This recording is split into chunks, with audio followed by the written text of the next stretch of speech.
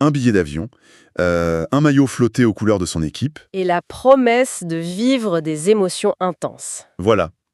C'est vraiment le kit de base de tout supporter en déplacement. Exactement. Quand on pense à ces voyages sportifs, on a tout de suite en tête l'euphorie collective, non? Bah oui, les chants qui résonnent dans les rues d'une ville inconnue, Cette fraternité incroyable qui semble, momentanément abolir les frontières, on se sent intouchable. c'est ça. On est porté par l'énergie du groupe. Mais Mais la chute peut être brutale. très brutale. Cette bulle d'insouciance, elle peut éclater avec une violence si inouïe. Complètement. Et c'est ce qui nous amène à la question centrale de notre analyse aujourd'hui. Que se passe-t-il quand le frisson d'un voyage à l'étranger pour soutenir son équipe se transforme Du jour au lendemain, en un véritable cauchemar judiciaire? c'est une bascule terrifiante.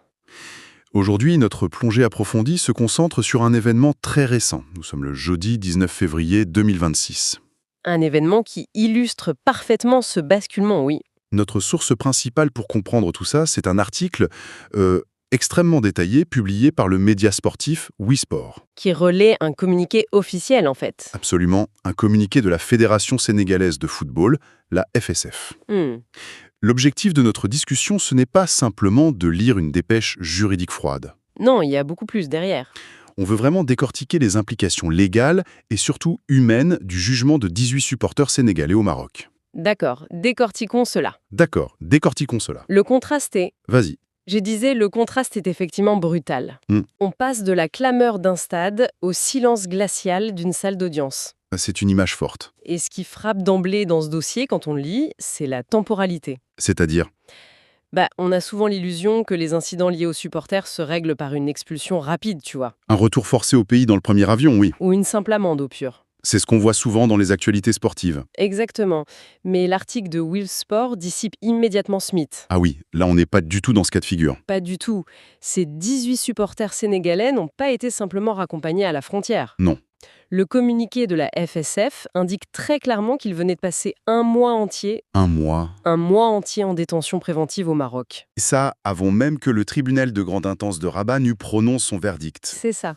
Un mois complet de privation de liberté, Dans l'attente. sans savoir de quoi demain sera fait. C'est une éternité quand on est dans un pays étranger. On pourrait presque se dire qu'un mois de détention préventive couvre largement des débordements de supporters, non Eve ? La justice considérerait ça comme une leçon suffisante, oui. C'est ce qu'on pourrait penser, mais la réalité du verdict rendu ce jeudi 19 février balaie complètement cette idée reçue. Ah, les faits bruts relayés par la fédération sont implacables. Implacable.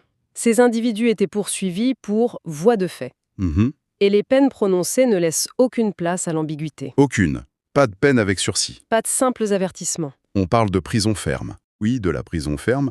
Le tribunal a distribué des condamnations s'échelonnant selon le degré d'implication de chacun. 3 mois, 6 mois. Et jusqu'à un an de prison ferme pour certains. Ce qui est fascinant ici, c'est l'étanchéité totale du système judiciaire marocain face au contexte de cette affaire. Ce qui est fascinant ici, c'est exactement ça.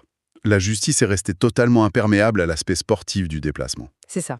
Le terme juridique de voie de fait, il faut bien comprendre qu'il est très spécifique. Oui, ça englobe généralement des actes de violence physique. Des agressions, Ou tout comportement de nature à causer un choc ou une intimidation sérieuse. c'est une qualification pénale qui est très lourde. Très lourde. Et le juge n'a fait absolument aucune concession. Rien. Le communiqué de la FSF souligne que le magistrat a suivi à la lettre À la lettre, les réquisitions du procureur du roi. ce qui signifie que les prévenus ont été reconnus coupables de l'intégralité des faits qui leur étaient reprochés. Sans aucune exception.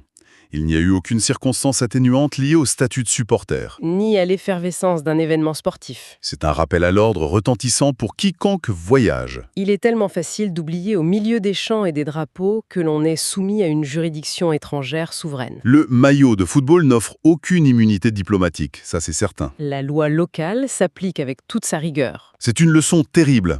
On réalise que la justice d'un pays hôte peut tout à fait décider de faire un exemple, D'appliquer la tolérance zéro pour maintenir l'ordre public. sans se soucier une seule seconde des considérations sportives ou passionnelles. Et d'ailleurs, cette fermeté, elle s'est ressentie tout au long du procès. Hmm. Le récit qu'en fait la Fédération sénégalaise de football met vraiment en lumière un affrontement très asymétrique dans la salle d'audience, D'un côté, on avait la partie civile, qui a maintenu une ligne extrêmement dure. réitérant avec insistance ses demandes pour une application stricte de la loi. Et face à cette intransigeance, la défense s'est retrouvée dos au mur. Totalement. L'avocat des supporters a dû déployer une stratégie à double détente. Presque désespéré en fait. La source nous apprend qu'il a d'abord plaidé la nullité des faits. Oui, Plaider la nullité, c'est généralement essayer de démontrer qu'il y a eu un vice de procédure, non? tout à fait. Que l'arrestation ou les preuves ne tiennent pas légalement. C'est une tentative de faire annuler la procédure sur des bases purement techniques. Mais la source ajoute que cet avocat a également imploré la clémence du tribunal. Et ça, c'est très révélateur. C'est le signe d'une défense qui sait que les faits matériels sont têtus. Que le dossier est lourd. Exactement.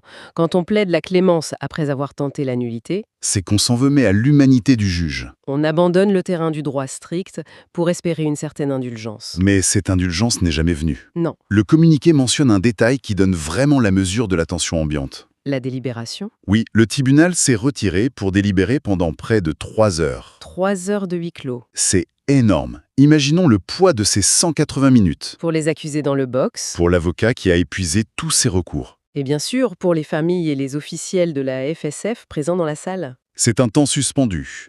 Un moment où chaque minute refait l'histoire. où l'on oscille entre un infime espoir de clémence et la terreur d'une condamnation exemplaire. Le temps de délibération est souvent proportionnel à la complexité du dossier, non?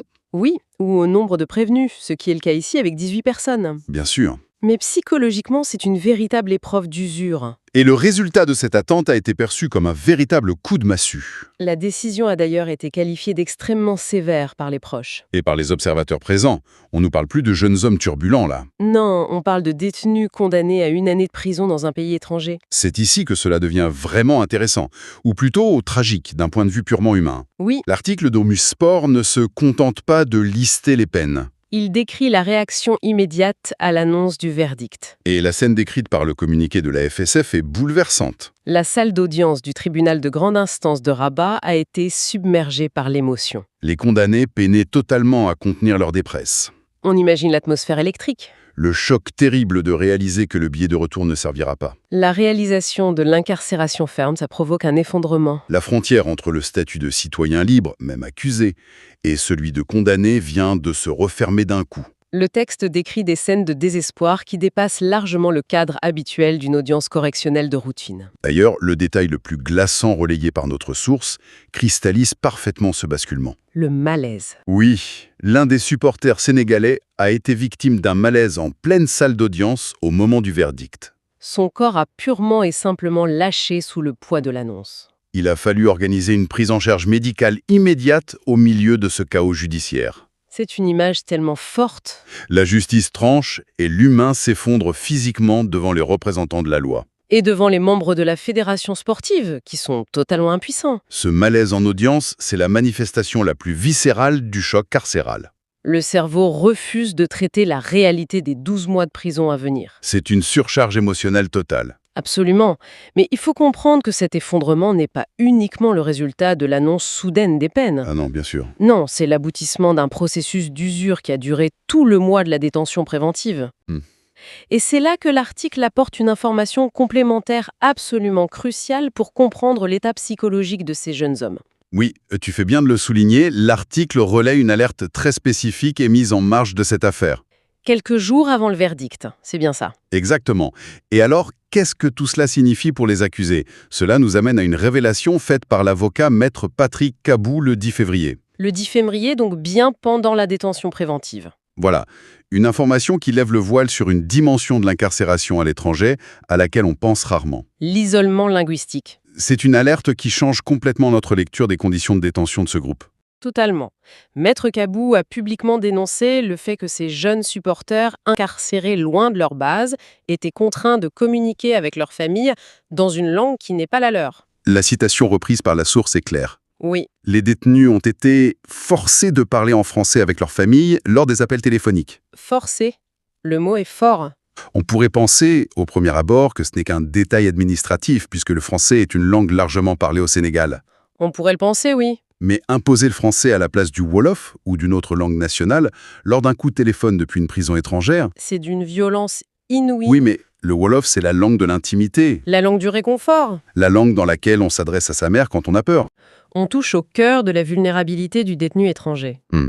L'administration pénitentiaire impose généralement ce genre de règles pour des questions strictes de sécurité. Pour pouvoir écouter et comprendre. Exactement. Les surveillants ont besoin de comprendre la teneur des conversations avec l'extérieur pour prévenir tout risque. Toute concertation frauduleuse, par exemple. C'est ça. N'ayant probablement pas de traducteur Wolof sous la main au quotidien, ils imposent la langue commune par défaut. Le français dans ce cas précis. La logique est purement sécuritaire et administrative. Mais le coût humain de cette logique sécuritaire est exorbitant. C'est clair. C'est une forme de double peine. Il y a d'abord la privation de liberté physique, les barreaux de la cellule à Rabat. Et ensuite, on ajoute une privation d'identité culturelle et émotionnelle. Devoir chercher ces mots dans une langue qui, bien que maîtrisée, reste une langue formelle ou administrative pour eux. Cela crée une barrière artificielle entre le détenu et ses proches. Au moment même où ces jeunes avaient le plus besoin de la chaleur de leur langue maternelle pour tenir le coup face à l'angoisse de ce procès imminent, On leur a imposé un filtre froid et clinique. la langue devient alors une contrainte supplémentaire. Presque un outil de punition invisible. L'isolement n'est plus seulement géographique. Il devient mental. Exprimer sa vérité, rassurer ses parents ou simplement craquer émotionnellement devient un exercice sous contrôle. Censuré par l'obligation linguistique. L'alerte lancée par Maître Kabou le 10 février n'était donc pas une simple anecdote de procédure. Non, elle préfigurait la détresse abyssale qui a fini par exploser le 19 février dans la salle d'audience. Quand l'un des accusés s'évanouit au prononcé du verdict, C'est aussi le résultat de semaines de cet isolement total. coupé de ses racines jusque dans les mots. La chronologie des faits prend alors tout son sens. Une logique implacable et tragique.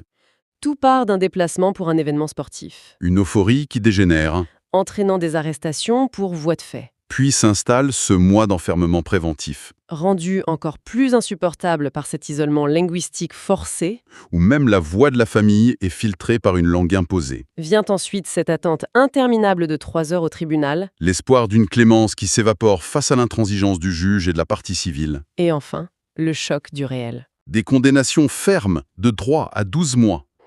Et des corps qui lâchent en pleine cour de justice, sous les yeux impuissants de la Fédération sénégalaise de football. Cette affaire est un cas d'école terrifiant.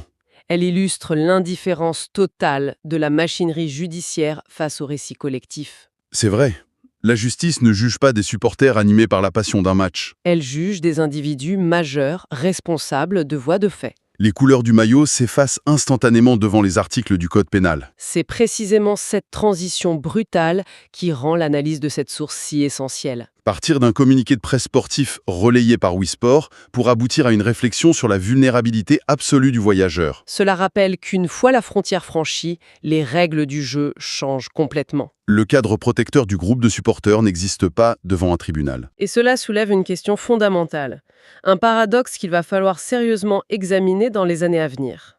Je t'écoute ? Aujourd'hui, on assiste à une volonté claire des instances internationales de mondialiser le sport. Bien sûr, les Coupes du Monde, les Coupes d'Afrique des Nations. Les grandes compétitions de clubs encouragent des mouvements de foule massifs à travers les continents. On célèbre cette ferveur itinérante. Mais ce dossier sénégalais au Maroc met le doigt sur une faille béante. Laquelle ? Les dispositifs consulaires, juridiques et même éducatifs des fédérations sportives sont-ils préparés pour gérer ces déplacements ? C'est une excellente question. Est-il normal que des citoyens, parfois jeunes et mal informés sur les lois locales, se retrouvent broyés par des systèmes pénaux étrangers sans aucun filet de sécurité diplomatique efficace lorsque le choc des cultures se transforme en crise judiciaire ?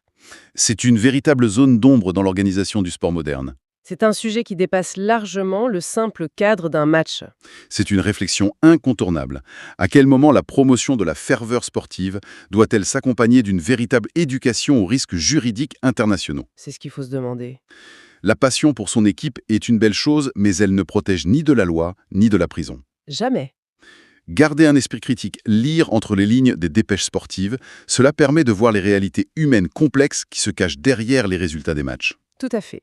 L'actualité sportive est souvent le reflet des dynamiques sociétales plus dures. Merci à tous d'avoir suivi cette analyse approfondie. Restez curieux et à très bientôt pour décortiquer ensemble d'autres sujets passionnants.